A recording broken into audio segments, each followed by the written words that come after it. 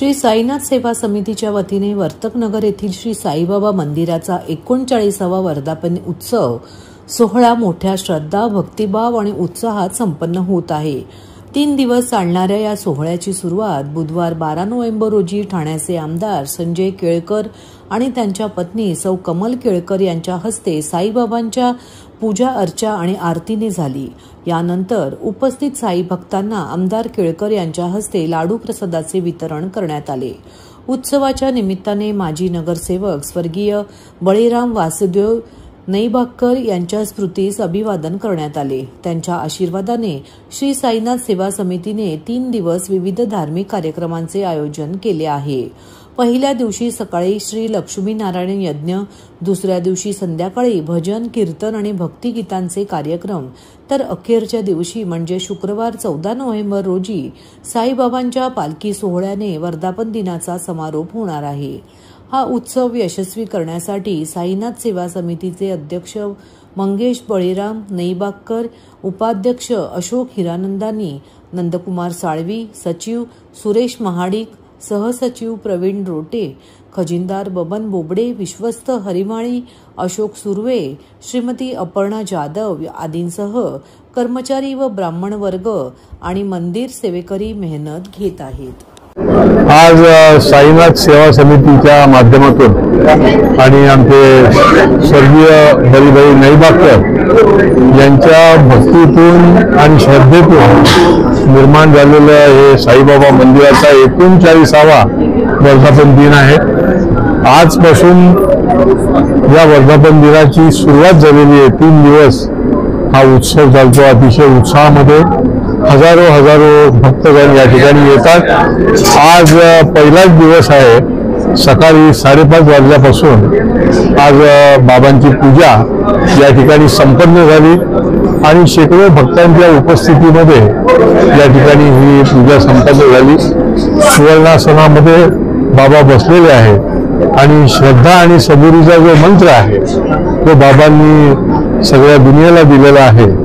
त्या मंत्राकरता, तो मंत्र जपण्याकरता हजारो भक्त पुढचे 3 दिवस या ठिकाणी दर्शन घेण्यासाठी येणार आहेत। आणि सगळ्यांना आवाहन करीन की सर्व तमाम साई भक्तांनी या प्रतिशिर्डीच ही मंदिर आहे आणि 39 वर्ष अतिशय भक्तिभावाने या ठिकाणी पूजा अर्चा आणि विविध सामाजिक उपक्रम देखील चालतात। या ठिकाणी भजन कीर्तन होणार आहे। अनेक प्रकारचे उपक्रम या 3 दिवसामध्ये संपन्न होणार आहे। बाबांकडे मी हीच मागणी केलं की सगळ्यांना सुखी ठेव, सर्वांना आनंदी ठेव, समाधानी ठेव आणि ही जी विकासाची गाडी चाललेली आहे या गाडीमध्ये सर्वांचा हात त्या ठिकाणी लागो। बळीराजा आमचा संकटामध्ये आहे। महाराष्ट्रातल्या बळीराजाला त्या संकटातून बाहेर काढण्याकरता शक्ती दे आणि सर्व तमाम भक्तगणांना देखील विकासाकरता शक्ती दे आणि हा विकासाचा रथ हा ठाणे शहराकरता, राज्याकरता आणि देशाकरता हा असाच चालत राहो बाबांच्या आशीर्वादाने, अशा प्रकारची मी मागणी करतो। खूप थकवा आला एवढा प्रवास करून। बाबा आता ऑटोमॅटिक गाडी घेण्याची वेळ आली। हो ग, पण महाग असणार ना। TJSB व्हेकल लोन आहे ना, आता कोणतीही अपग्रेड अगदी सहज शक्य। TJSB व्हेकल लोन्स, अपग्रेड करा आरामात। ठाणे काँग्रेसने काही दिवसांपूर्वी ठाणे महापालिकेच्या शैक्षणिक व्यवस्थेतील असंतोषाला वाचा फोडत शिक्षण विभागाच्या दारात लक्षवेधी आंदोलन छेडले होते। काँग्रेसच्या या आंदोलनाची दखल घेत शिक्षण विभागाने कागदी घोडे नाचवून खासगी शाळांवरील नामफलक मराठीत लावणे तसेच स्ट्रक्चरल ऑडिट करण्याचे आदेश दिले होते। मात्र अद्याप या आदेशाची अंमलबजावणी ठाणे शहरात झालेली नसून शिक्षण विभागाच्या या दुर्लक्षाविरोधात काँग्रेसने बुधवारी पुन्हा आंदोलन छेडले। यावेळी काँग्रेस शहर जिल्हा अध्यक्ष विक्रांत चव्हाण यांनी शिक्षण विभागाच्या अधिकाऱ्यांना काळे फासण्याचा इशारा दिला आहे। शालेय विद्यार्थ्यांच्या हक्काची होणारी पायमल्ली, शिक्षणाचा घसरलेला दर्जा, शाळांच्या इमारतीची दयनीय अवस्था पाहून असंख्य प्रश्नांकडे काँग्रेसने लक्ष वेधले होते। परंतु संपूर्ण महापालिका क्षेत्रामध्ये शिक्षण विभागाकडे केवळ एकच पर्यवेक्षक असल्याने व यापूर्वीच्या शिक्षण उपायुक्तांनी भरारी पथक नेमण्यासंदर्भात दिलेल्या निर्देशाची तसेच अन्य आदेशांची अंमलबजावणी न झाल्याने खासगी शाळांवर नियंत्रणच ठेवता येणार नाही असे असताना शिक्षण मंडळाने दिखाव्यापुरते पत्र देऊन आपले हात झटकल्याचा आरोप ठाणे काँग्रेसचे अध्यक्ष विक्रांत चव्हाण यांनी केला आहे। तेव्हा शिक्षण विभागातील वाढत्या अनियमितता आणि विद्यार्थ्यांच्या प्रश्नांकडे दुर्लक्ष केल्याने काँग्रेसला पुन्हा एकदा रस्त्यावर उतरावे लागल्याचे यावेळी सांगितले। प्रदेश काँग्रेसचे सरचिटणीस श्रीरंग बर्गे, अर्थतज्ञ विश्वास उडगी, प्रदेश सचिव मधु मोहिते यांच्या मार्गदर्शनाखाली करण्यात आलेल्या आंदोलनावेळी कार्यकर्त्यांनी हातात फलक घेत जोरदार घोषणाबाजी करत महापालिका प्रशासन आणि सत्ताधाऱ्यांवर जोरदार टीका केली। शालेय शिक्षण व्यवस्थेतील ढासळलेली गुणवत्ता, विद्यार्थ्यांना आवश्यक सुविधा न मिळणे, शिक्षकांची रिक्त पदे यासह इतर प्रलंबित मागण्या तातडीने पूर्ण करण्याची मागणी या प्रसंगी करण्यात आली। या देशाचं नव्हे तर या जगाचं भविष्य हे लहान मुलं आहेत, हे विद्यार्थी आहेत। तुम्हाला आम्हाला सर्वांना लहान मुलं आहेत, विद्यार्थी आहेत आणि विद्यार्थींवरती देशाचं भवितव्य अवलंबून असतं आणि विद्यार्थी देशाचं भवितव्य असतात आणि त्यांचं भवितव्य घडवण्याचं काम तुम्हा आम्हा सर्वांचा समाजातील विविध घटकांचं आहे। मग पत्रकार असतील, आम्ही राजकीय संघटना असो, NGO असो, प्रशासकीय अधिकारी असतील आणि विशेषतः शिक्षक असतील, या सर्वांचं आहे। असं असताना आम्ही जवळजवळ जुलै महिन्यापासून काही मागण्यांना जोर लावून धरलेला आहे। त्या मागण्या आज करतो, उद्या करतो, पूर्ण करतो अजिबात करण्यात आलेल्या नाहीत। मग त्याच्यामध्ये शिक्षकांची भरती असेल, शिक्षकांची कमतरता असेल, विद्यार्थ्यांना पुरवण्यात येणाऱ्या योजना असतील, योजनांमधील झालेला भ्रष्टाचार असेल। काल परवापर्यंत मी या ठिकाणी आलो होतो या शिक्षण मंडळामध्ये, तेव्हा यांनी मागण्या पाठवलेल्याच म्हणाले। त्यामुळे उपायुक्त मुख्यालय गोदापूर यांच्याशी चर्चा केली, ते फोनवरती ते मला सांगतात की फाईल प्रोसेसमध्ये आहे। मला सांगा की जर विद्यार्थ्यांच्या बाबतीत विद्यार्थ्याला चांगलं दर्जेदार शिक्षण मिळणं गरजेचं आहे, विद्यार्थ्यांचं आरोग्य सांभाळणं गरजेचं आहे, हा सगळा तुमचं आमच्या सर्वांचं कर्तव्य आहे। शाळेनं ऑडिट करण्याचे आदेश दिले, शाळेनं IIT VGT मधनं ऑडिट करण्याच्या इमारतीला खासगी शाळांना म्हणजे महानगरपालिकेच्या शाळांचा तर धज्जाच उडालाय। खासगी शाळांना सुद्धा इमारतींना ऑडिट का? तर बाबा सिपेज आहेत, आरोग्य नीट सांभाळलं जात नाही, त्यांच्याकडे टॉयलेट्स नाही आहेत, त्यांच्याकडे लॅबोरेटरी नाही आहेत, त्यांच्याकडे डॉक्टर्स नाही आहेत, तर त्यांना ह्या सगळ्या गोष्टींचं हे दिलं। नंतर मराठीमध्ये नामफलक लावणं हे शासनाचा GR आहे।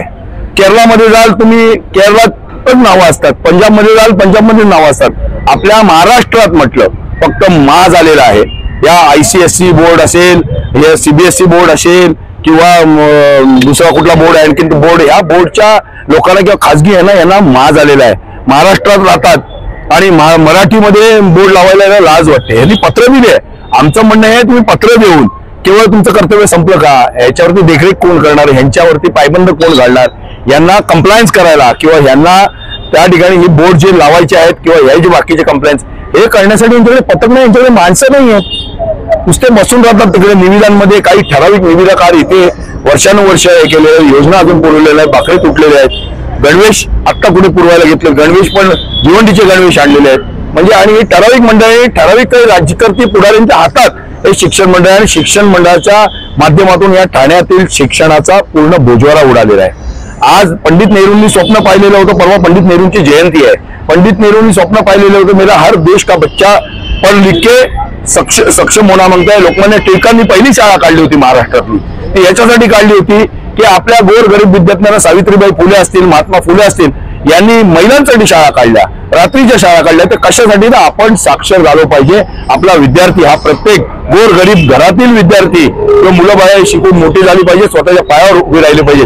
डॉक्टर बाबासाहेब आंबेडकरांनी सांगितलं, शिकवलंय की तुम्ही सक्षम व्हा, तुम्ही शिका आणि तुमचे हक्क, तुमचे अधिकार मिळवण्यासाठी लढा द्या आणि लोकांना त्याचं ज्ञान पाजा। हे सगळं राहिलं बाजूला, केवळ टक्केवारीमध्ये शिक्षण मंडळाचे अधिकारी, कर्मचारी, राज्यकर्ते, इथले जे शिक्षण समितीचे माजी अध्यक्ष असतील, इथले उपायुक्त असतील किंवा मग इथले राज्यकर्ते असतील, सगळीच मंडळी ज्यांच्या हातात ही सत्ता आहे, हे सगळेच मंडळी पैशाने भरभटलेली आहेत। मात्र यांना ठाण्यातील शिक्षकांना PTA नाही, आज पॅरेंट्स टीचर्स असोसिएशन नाही, मस्जिदला घेऊन भरमसाठ फी वाढ केली जाते। विद्यार्थ्यांचं आरोग्य धोक्यात आहे, बसेस लावायला, गाड्या लावायला जागा नाही, सगळ्या शाळांच्या समोर वाहतूक कोंडी आहे. म्हणजे हे सगळे प्रश्न अनुत्तरित आहेत आणि त्यामुळे हे प्रश्न रस्त्यावरती उतरून कोणीतरी घेतलं पाहिजे. हे तुमचं आमचं सर्वांचं कर्तव्य आहे. तुम्ही आम्हाला या आंदोलनाला तुम्ही प्रसिद्धी दिली पाहिजे, हे तुमचं कर्तव्य आहे. आम्ही सातत्याने हा दबाव ठेवला पाहिजे. विरोधक असतील, राजकीय संघटना असतील, पुढारी असतील. निवडणूक हा आमचा क्रायटेरिया नव्हे काँग्रेसचा. किती सीट आल्या, किती सीट नाही आल्या हा आमचा नाही. पण काँग्रेसचा कार्यकर्ता जसं धर्मवीर आनंद दिघे रस्त्यावरती उतरून आंदोलन करायचे, काँग्रेसचा प्रत्येक कार्यकर्ता रस्त्यावरती उतरून जो दुर्बल घटक आहे, ज्याच्यावरती अन्याय होतो, त्याच्यासाठी आवाज उठवण्यासाठी सातत्याने काँग्रेसचा कार्यकर्ता रस्त्यावरती राहिलेला आहे आणि यापुढेही राहणार. नागरिकांना आवाहन करण्यात येत आहे की सध्या डासांमार्फत पसरणाऱ्या डेंग्यू या आजाराचा प्रसार रोखण्यासाठी प्रत्येकाने पुढील प्रमाणे कार्यवाही करावी. डेंग्यू आजार एडिस इजिप्ती हा डास चावल्याने होतो. या डासांची पैदास साचलेल्या किंवा साचवलेल्या स्वच्छ पाण्यामध्ये होते. 8 दिवसांपेक्षा जास्त दिवस पाणी उघडे व साचून राहिल्यास त्यात डास अंडी घालतात. अंड्यांच्या अळ्या तयार होऊन पुढे डास तयार होतात. यासाठी आपल्या घरातील पाणी साठे, उदाहरणार्थ बॅरल्स, पिंपे, टाक्या, हौद, रांजणे इत्यादी दर आठवड्याला रिकामे करून घासून पुसून कोरडे करून पुन्हा भरावे. 1 दिवस कोरडा दिवस म्हणून पाळावा. पाणी साठ्यांना घट्ट झाकणे बसवावीत किंवा जुनी साडी, चादर, धोतर यांनी बांधून झाकून ठेवावीत, म्हणजे डास त्यात जाऊन अंडी घालणार नाहीत. घराच्या गच्चीवर, आजूबाजूला, अंगणात कोठेही पाणी साचू देऊ नये. भंगार सामान उघड्यावर टाकू नये. उदाहरणार्थ टायर्स, प्लास्टिक सामान, कुंड्या, टाकाऊ वस्तू इत्यादी. अशा सामानात पावसाचे पाणी साठून त्यात डेंग्यूच्या डासांची पैदास होते. घरातील कूलर्स, फ्रीजच्या पाठीमागील ट्रे हे देखील वेळोवेळी कोरडे करावेत. लक्षात ठेवा, नुसत्या फवारणीने डास घनता कमी होत नाही, तर त्यासाठी डास पैदास ठिकाणे नष्ट करणे ही आपल्या सर्वांची जबाबदारी आहे. कोणताही ताप अंगावर न काढता जवळच्या शासकीय रुग्णालयात मोफत औषधोपचार घ्या. अशा प्रकारे नागरिकांनी सहकार्य केल्यास डेंग्यूचा प्रसार रोखणे सहज शक्य आहे.